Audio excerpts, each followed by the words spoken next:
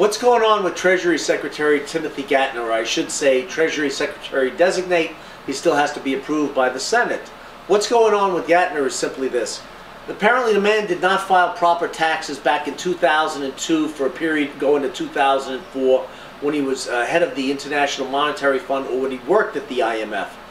He also has issues. He had a nanny working with him for a period of years. Apparently during some of those years she was she had improper documents, her visa had expired and so forth.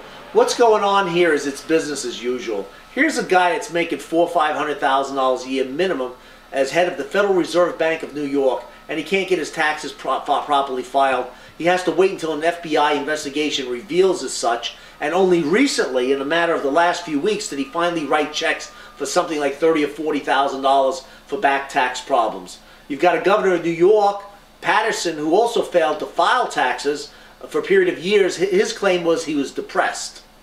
He was depressed. Why he was depressed, I don't know. Maybe because he can't see he was depressed, okay? But I mean, this is a joke. Now, Geithner is head of the Treasury. He was going to be head of the Treasury, the United States Treasury. You've got a guy who, one of his responsibilities as head of the United States Treasury is to supervise the Internal Revenue Service. The very guys who had to go after him for his own taxes, all right?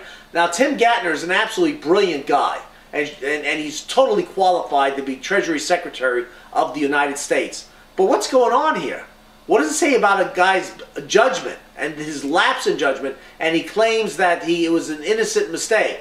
There are no innocent mistakes when you're making $500,000 a year or more, and you're screwing around with your own income tax returns, and you got to wait until you get caught in an audit and then say, oh, it was an innocent mistake. You know, that's absolute nonsense. Own up to it, bone up to it, but it's absolute nonsense, all right? You want to learn how to make money in the stock market this year? Come visit our website. Have a great year investing. Thank you.